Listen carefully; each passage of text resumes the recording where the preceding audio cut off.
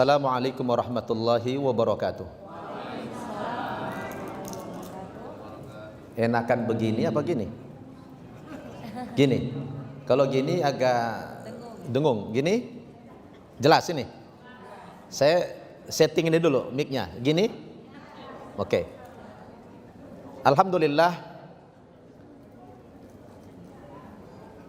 Alhamdulillahilladzi hadana li hadza wa ma kunna linahtadiya laula an hadanallah. Wa ashhadu an la ilaha illallah wahdahu la syarikalah wa ashhadu anna Muhammadan abduhu wa rasuluh alladzi la nabiyya ba'dah. Fa salawatullahi wa salamuhu alaihi wa ala alihi wa ashabihi wa mawalah. Amma ba'd. Qala Allah subhanahu wa ta'ala fil Qur'anil Karim, A'udzu billahi minasy syaithanir rajim. Kuntum khaira ummatin ukhrijat linnas ta'muruna bil ma'ruf wa tanhauna 'anil munkar wa tu'minuna billah. Shadaqallah. Yang kita muliakan, guru saya dan guru kita semua, Dr. Ali Hasan Bahar LCMA, yang selalu dikenal beliau dengan Habib Bahar. Ada dua Habib Bahar, ada Habib Bahar Smith, satu yang ekstrim, satu yang slow. Alhamdulillah. Yang saya hormati Bapak Haji Setianto selaku Ketua Dewan Pengurus Masjid Agung Sunda Kelapa, Bapak Haji Anwar Sujana, pengurus yang sudah senior dari zaman ke zaman, luar biasa. Ketua Mu'allaf Center Internasional Saudara Rian, Ketua Mu'allaf Center Sunda Kelapa, dan seluruh pimpinan Mu'allaf Center yang ada di Jabodetabek dan Indonesia. Dan yang paling luar biasa moderator kita Ustazah Zahra, Masya Allah. Dan teman-teman semua, sahabat-sahabat, saudara-saudara semua, para mu'allaf dan mu'allafah, kaum muslimin dan muslimat rahimakumullah. Saya gemetar kalau sudah bersanding dengan guru besar, itu gemetar saya. Saya tidak tahu mau bicara apa lagi nih.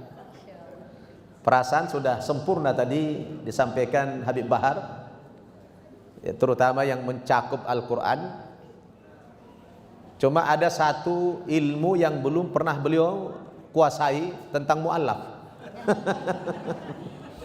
Ya, jadi kalau urusan mu'allaf ya udahlah, memang bagian saya itu, Dokter. Udah bagian saya udah. Saya pun tidak tahu kenapa saya sudah 30 tahun menjadi muslim masih mu'allaf terus. Ya, Pak Haji Setianto udah 30 tahun yang lalu masih mu'allaf terus gelar saya. Malu saya, kapan enggak mu'allaf lagi? Jadi kayak pengantin kan, pengantin baru terus. Ya. Kadang-kadang saya malu dipanggil Ustadz Mu'allaf. Saya bilang itu dua kalimat yang kontras. Tidak mungkin ada mu'allaf jadi ustad. Itu mustahil ya Dokter. Mustahil mu'allaf jadi ustad. Nah, karena kalimat mu'allaf itu kan apa? Mu'allafati qulubuhum. Orang yang dibujuk hatinya. Berarti orang ini masih labil. Bagaimana jadi ustad? Jadi ini dua bahasa yang kontras. Di satu sisi mu'allaf, satu sisi ustad. Jadi ustad mu'allaf, tidak mungkin. Tidak mungkin ada ustadz mu'allaf, mustahil itu. Dia sendiri masih dibimbing, kok jadi ustadz? Ya. Tapi ya sudahlah, maklum aja, namanya dari dulu saya dipanggil mu'allaf terus. Padahal sudah mengasuh pesantren mu'allaf 6 biji, masih ustadz mu'allaf. Saya bilang kapan tidak mu'allafnya saya ini? Ya. Tapi ada Abdullah bin Salam al-Yahudi. Saya tidak akan menyampaikan kajian-kajian ilmiah seperti beliau. Beliau adalah guru kita semua, saya takzim sama beliau. kita bicara tentang mu'allaf aja lah, ya. Pertama sekali saya mengucapkan ahlan wa sahlan bikum, sudah bergabung dalam agama Islam ini. Alhamdulillah, pilihan kalian menjadi muslim itu sudah tepat. Ya. Pilihan kalian menjadi muslim itu sudah tepat. Bukan pilihan yang salah. Karena kalian diberikan hidayah oleh Allah Subhanahu wa taala, itu sangat luar biasa. Karena hidayah itu tidak Allah berikan kepada semua manusia. Ya. Hidayah itu hanya Allah berikan kepada orang-orang yang dikasihi oleh Allah Subhanahu wa taala. Walau syaa rabbuka la amana man fil ardi kulluhum jami'an. Afa anta tukrihun nasa hatta yakunu mu'minin. Kalau Tuhanmu itu mau, ya Pak Haji. Beliau mau menghadiri undangan pernikahan. Silakan Pak Haji Setianto. Kalau Allah itu mau, sebenarnya bisa saja seluruh umat manusia ini jadikan beriman. Bisa nggak kira-kira? Bisa tidak? Tidak perlu ada orang Kristen, orang Hindu, Buddha, semuanya Muslim saja. Bisa? Bisa. Allah mau tidak? Allah tidak menghendaki semua manusia seiman. Kenapa? Karena Allah yang maha kuasa sekalipun tidak memaksakan kekuasaannya kepada manusia ini. Kalau bahasa orang parlemen itu, Allah itu masih demokratis. Ya, Allah demokratis. Allah masih menghargai hak-hak asasi manusia, walaupun itu ciptaan Dia. Allah memberikan kemerdekaan, Allah memberikan kebebasan kepada manusia untuk memilih keyakinannya masing-masing. Maka kata Allah, afa anta tukrihun nasa hatta yakunu mu'minin. Apakah lantas engkau Muhammad akan memaksakan Islam ini kepada manusia sehingga mereka menjadi orang yang beriman? Tidak boleh. Allah tegaskan dalam ayat yang lain, la ikraha fid din, qad tabayyana rusdu minal ghayy. Tidak ada paksaan dalam beragama. Karena sudah nyata perbedaan mana agama yang benar, mana agama yang salah. Jadi kalau ada orang mengkaji konsep agama, saya selalu katakan kepada orang non-muslim, kebetulan saya doktor memang ya, pengalamannya suka debat sama tokoh-tokoh Kristen.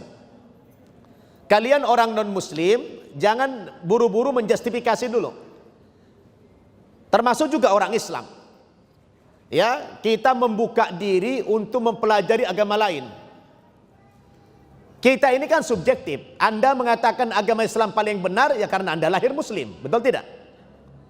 Anda dilahirkan dalam muslim, dibesarkan dalam keadaan Islam, kemudian belajar Islam, lalu Anda meyakini Islam itu agama yang benar, betul? Itu kan masih justifikasi yang bentuknya subjektif, belum objektif. Kita baru menyadari bahwa Islam itu agama yang benar dan satu-satunya agama yang benar ketika kita sudah mempelajari konsep agama lain juga, betul? Ketika kita sudah pelajari konsep agama lain, oh ternyata kata dokter tadi dikaji saintifik dalam Al-Quran, Masya Allah, itu bukan sembarangan. Dan ilmu-ilmu yang semacam ini tidak akan kita temukan dalam konsep agama lain. Tidak ada saintifik dalam Bible itu, tidak ada. Yang ada apa? Ikhtilafan katsira. Apa itu? Kontradiksi. Afala yatadabbaruna al-Quran walau kana min 'indi ghairillahi lawajadu fihi ikhtilafan katsira. Apakah kamu tidak merenungi Al-Quran, tidak memikirkan Al-Quran, tidak mentadabburi Al-Quran? Seandainya Al-Quran itu tidak bersumber dari Allah, pasti kamu menjumpai dalam Al-Quran banyak ikhtilafan katsira, ayat-ayat yang kontradiksi seperti yang kita jumpai di dalam Bible. Betul? Baru kita sadar, oh ternyata Islam itu agama yang benar, betul-betul agama benar setelah saya membandingkan dengan agama yang lain. Baru mantap iman kita. Saya punya pengalaman pribadi, masuk Islam itu memang belajar dulu. Kita lihat dulu konsep Islam seperti apa. Baru mantap iman kita. Maka saya bilang sama teman-teman, saya tidak pernah jadi mu'allaf. Nggak pernah jadi mu'allaf. Dalam pengertian, begitu saya masuk Islam, kuat iman saya, mantap iman saya. Karena mempelajari dulu. Maka kalau ada orang datang ke saya untuk masuk Islam, oh saya tidak ujuk-ujuk langsung syahadatkan orang itu, tidak mau saya. Karena syarat masuk agama Islam bukan syahadat dulu. Bukan syahadat dulu. Syahadat itu gampang. Tidak sampai 1 menit. Coba hitung. Asyhadu an la ilaha illallah wa asyhadu anna Muhammadar Rasulullah. Berapa detik itu? Paling 10 detik selesai. Apakah sudah tuntas? Tidak. Lalu bagaimana orang pindah agama? Oh, yang pertama kali bukan syahadat dulu. Harus tasdikun bil qalb, tasdikun bil jinan. Anda harus meyakini dulu kebenaran Islam itu. Kalau Anda sudah meyakini Islam agama yang benar, baru Anda syahadat. Sebab kalau syahadat dulu belum meyakini, yang ada nanti, aduh Ustadz, saya belum siap pakai jilbab. Ngapain Anda masuk Islam? Hah? Ngapain pindah agama kalau Anda siap sholat? Karena di Islam itu berat. Anda harus bangun jam 3 atau jam setengah 4 pagi, sholat subuh. Berat Islam itu. Anda harus meninggalkan minuman khamar. Anda harus pakai jilbab. Ya, Anda harus meninggalkan maksiat. Tidak mudah. Sedangkan perintah orang masuk Islam apa? Ya ayyuhalladzina amanu dkhulu fisilmi kafah. Kalau masuk Islam itu tidak boleh separuh-separuh, tidak boleh tanggung-tanggung, harus kafah, harus totalitas. Mana totalitas? Totalitas yang dimaksud dalam ayat itu, Anda harus rela diatur oleh Islam. Anda harus rela diatur oleh Islam. Kalau Anda yang mengatur Islam, bukan Muslim namanya itu. Ya, orang Islam itu harus rela diatur sama Islam. Kalau tidak, jangan masuk Islam. Karena Islam itu berat. Betul tidak? Saya bilang itu sama orang datang ke saya. Berat masuk Islam itu. Anda sudah siap tidak? Jangan ujuk-ujuk cuma 2 kalimat syahadat. Ada lagi seorang Chinese datang ke saya. Kebetulan istrinya masuk Islam. Gara-gara dia masuk Islam dia cerai. Kenapa? Begitu. Karena suaminya tidak Islam. Dia minta cerai. Zina jatuhnya. Setelah didakwahi dulu, tidak mau masuk Islam. Cerai. Setelah cerai sekian lama, dia pengen rujuk. Nah si istri ini bilang, oh saya tidak mau. Kecuali kamu mau masuk Islam. Oke, saya mau masuk Islam. Tapi saya tidak mau sholat. Loh, udah bikin syarat. Dibawa ke saya, ke Gadok sana. Datang ke tempat saya. Ustadz, ini mantan suami saya mau dialog sama Ustadz. Boleh, silakan bawa kemari. Ustadz, saya hanya ingin rujuk saja. Saya mau masuk Islam Ustadz. Tapi saya tidak mau sholat. Oh enggak, saya tidak akan Islamkan Anda. Karena Anda belum Muslim. Nanti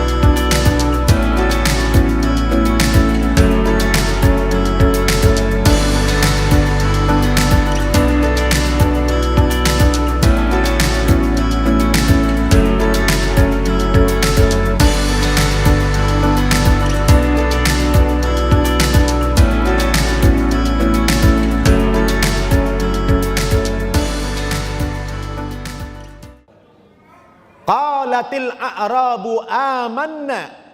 Qul lam tu'minu walakin qulu aslamna walamma yadkhulil imanu fi qulubikum. Dulu ada orang-orang Arab Badui, Arab pinggiran itu datang mengaku-ngaku, oh kami sudah beriman kepada Allah, kami sudah masuk Islam. Oh kata Allah, qul, katakan ya Muhammad kepada orang Arab Badui itu, kamu belum masuk Islam, kamu belum beriman, baru berislam saja, baru di mulut. Walamma yadkhulil imanu fi qulubikum, Islam itu belum masuk ke dalam rongga hatimu, baru di mulut, baru sampai di leher saja itu Islam. Jadi tidak mudah pindah agama itu. Kalau masuk Islam harus rela diatur. Saya bilang gitu. Yang tidak, dia datang ke saya begini. Apa saudari udah siap masuk Islam dibungkus rapi? Saya mau Ustaz pindah agama, tapi saya nggak mau pakai jilbab. Apa-apaan? Kok dia ngatur Islam? Tidak boleh kita ngatur Islam itu. Kita yang harus diatur oleh Islam. Tapi bahasa ini bukan bahasa ekstrem kanan ya. Ini bahasa Islam versi saya begini nih, bukan yang ekstrem kanan nih, bukan yang kaku, bukan, supaya kita berislam itu adalah total. Ya, jadi total itu adalah mau diatur oleh Islam itu. Ya, ini kok agak tegang dikit ini ya. Hah? Jelas ibu-ibu? Jadi kalau sudah masuk Islam itu bukan hanya ke masjid pakai jilbab, bukan hanya sholat, tapi setiap hari pakai jilbab. Ya, yang begini tinggalkan, karena Anda semua beruntung, alhamdulillah, karena tidak semua orang diberikan hidayah oleh Allah Subhanahu wa Ta'ala. Saya dulu begitu, maka saya bilang saya tidak pernah menjadi mu'alaf saya, karena begitu saya pindah agama itu saya merasa yakin Islam itu agama yang benar. Ya, makanya alhamdulillah saya belajar Quran itu dokter dalam lama. Allah berikan hidayah dan kita ada totalitas tadi, seminggu bisa baca Al-Quran. Alhamdulillah, seminggu bisa baca Al-Quran. Yang tadinya saya lihat Quran itu agak ngeri, tidak pede saya lihat huruf-hurufnya ngeri begitu, tidak pede saya. Tapi begitu dipelajari, seminggu sudah lancar baca Al-Quran. Lalu datang orang ke saya, Ustaz, saya ini salut dengan Anda dan salut kepada para mu'alaf. Kenapa Bu? Iya, mu'alaf itu kadang-kadang lebih hebat imannya, lebih hebat ilmunya dari kami muslim turunan. Kenapa Ustaz? Saya bilang, ibu kan muslim turunan, kalau kami kan muslim tanjakan, saya bilang. Ya, ya. Ibu, saya bilang muslim turunan, kami muslim tanjakan. Loh, bedanya apa? Apa bedanya muslim turunan dengan muslim tanjakan? Kalau ibarat mobil, saya bilang, ibarat mobil. Kalau jalan lagi turunan, yang diinjak rem apa gas? Rem, mungkin nggak gas. Turunan mungkin dari gas? Enggak. Makanya yang diinjak rem suka telat ke masjid, telat ke majelis taklim. Kenapa? Nginjak rem melulu, dan nyampe-nyampe. Itulah turunan. Coba kalau tanjakan, yang diinjak rem apa gas? Rem apa gas? Apa mungkin tanjakan nginjak rem? Injak gas terus, tancap terus. Makanya cepat sampai, cepat ke tujuan, cepat bisa paham Islam. Kenapa? Digas terus. Begitu. Paham? Nah, itulah bedanya muslim turunan dengan muslim tanjakan. Ini alhamdulillah. Santri-santri saya itu dokter rata-rata sebulan bisa baca Al-Quran. Alhamdulillah saya sudah bikin pesantren mu'alaf itu 6 biji. Ada 2 di Ciputat, ada 1 di Bogor, ada 3 di NTT. Ini pesantren semua alaf, gratis, tidak bayar. Kita didik mu'alaf ini jadi dai. Ya, bukan jadi ustadz, jadi dai dulu. Kalau jadi ustadz kayak beliau nih, jadi guru. Ini ya mengajak aja dulu, menyampaikan aja dulu. Ya. Makanya mu'alaf itu saya serukan, Anda jangan ujuk-ujuk jadi penceramah dulu. Belum bisa baca Al-Quran sudah jadi penceramah. Kacau nanti. Belajar dulu, luangkan waktu entah setahun, entah sebulan, belajar dulu sampai Anda bisa baca Al-Quran yang baik. Setelah itu Anda baru menyampaikan. Ini Anda berdakwah menyampaikan pakai tulisan Latin, yang tidak bisa lah baca Quran pakai Latin. Ya, belajar dulu. Saya pun dulu begitu. Saya ngomong begini karena saya udah melakukan juga. Belajar dulu saya. Udah ujuk-ujuk jadi penceramah. Saya bukan ustadz, penceramah. Beda, ustadz beliau. Ustadz itu kalau di Amerika di Al-Azhar itu namanya profesor. Ya, ustadz itu profesor. Kalau kita pelawak juga ustadz. Kita gampang bikin justifikasi ustadz itu. Ya. Jadi saudara-saudara, mualaf-mualaf ini khususnya belajar, luangkan waktu belajar. Tempat kita ada, siap untuk menerima mualaf belajar, gratis. Ya. Jangan sampai Anda tidak belajar. Nanti ada penceramah mualaf. Oh, mencaci maki apa semua, ndak karu-karuan. Dakwah itu ndak begitu. Di Quran itu ada metodologi dakwah.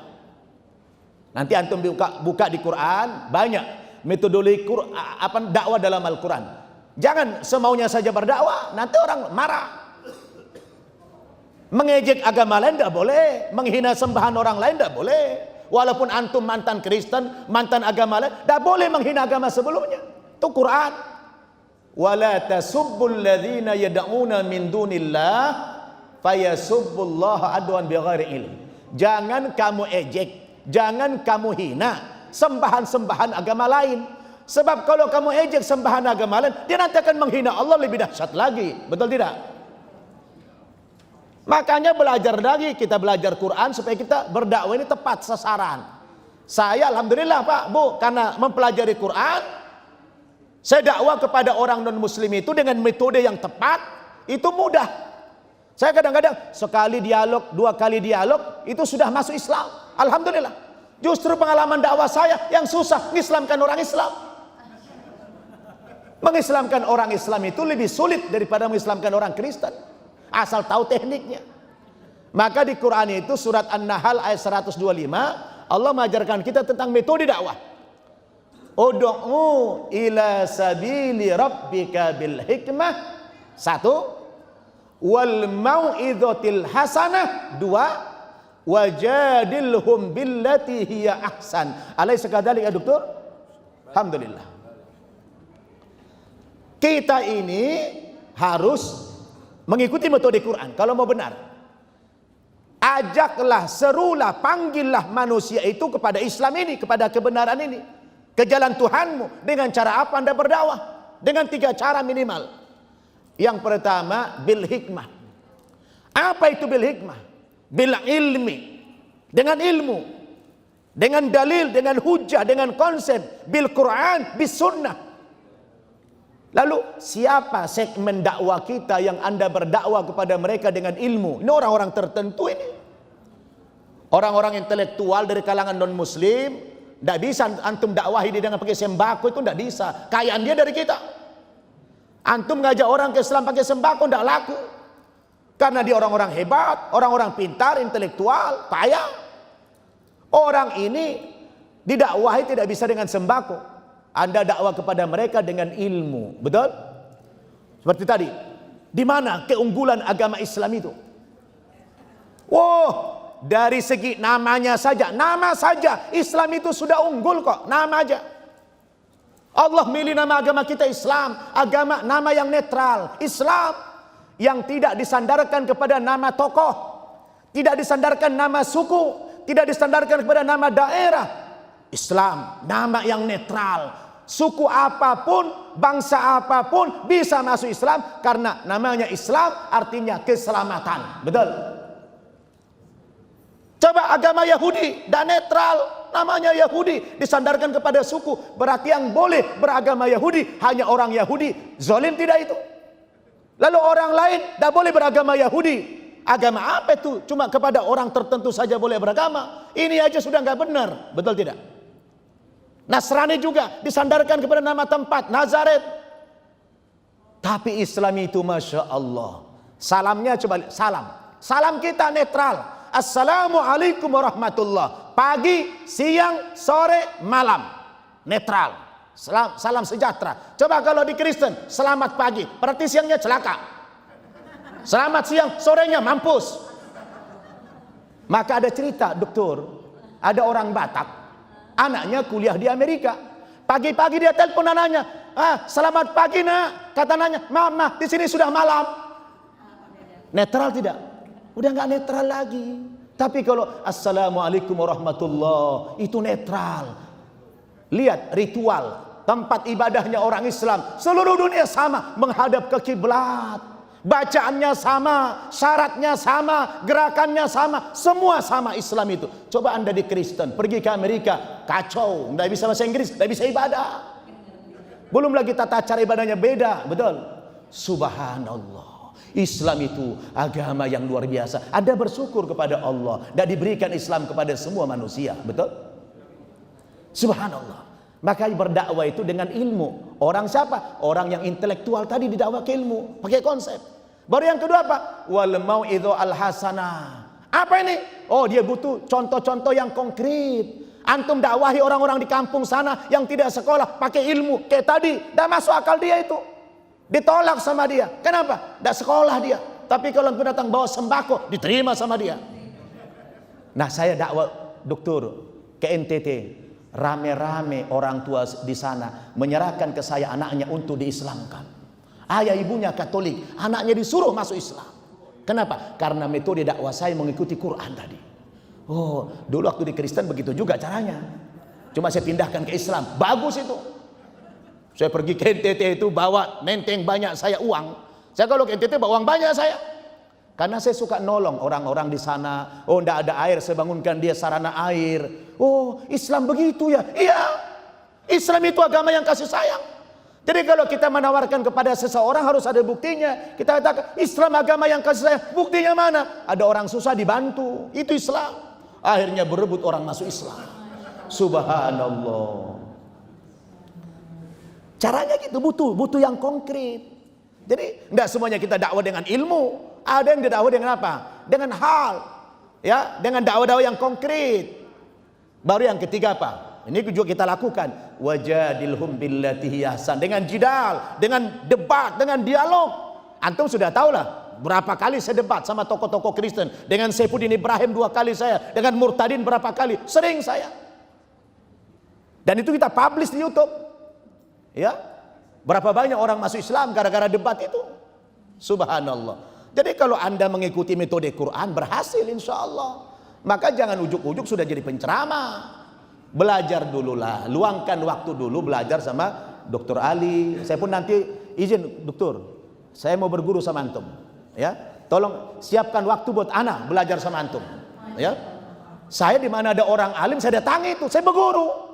Tadi dokter nanya saya, antum di mana sekolahnya? Saya bilang tidak ada sekolah saya. Belajar di mana? Di jalanan saja. Guru saya, siapa yang jumpa dengan orang alim, saya berguru sama mereka. Tidak pernah saya di kampus-kampus begitu, sedikit sekali. Maka saya tidak punya titel saya.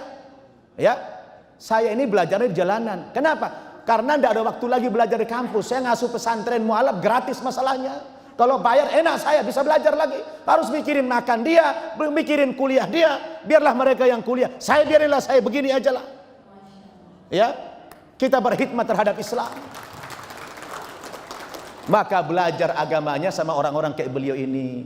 Saya kalau ada orang ceramah itu saya simak, saya masukkan dalam hati saya, langsung saya datangi. Ustadz Adi Hidayat itu setara dengan masih dengan anak saya umurnya itu.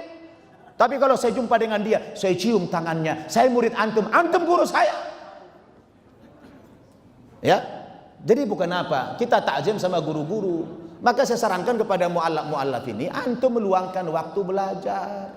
Ya. Luangkan waktu belajar. Bagus antum jadi penceramah, tapi harus punya modal. Jangan ceramah ndak punya modal. Modalnya pakai Latin, bahaya itu. Ya, bahaya pakai Latin itu. Taib. Seperti kata beliau tadi, banyak hal yang mau kita sharing tapi waktu juga yang membatasi. Jadi ini memang wilayah saya ini dokter, wilayah saya memang bagian mualaf inilah, ya.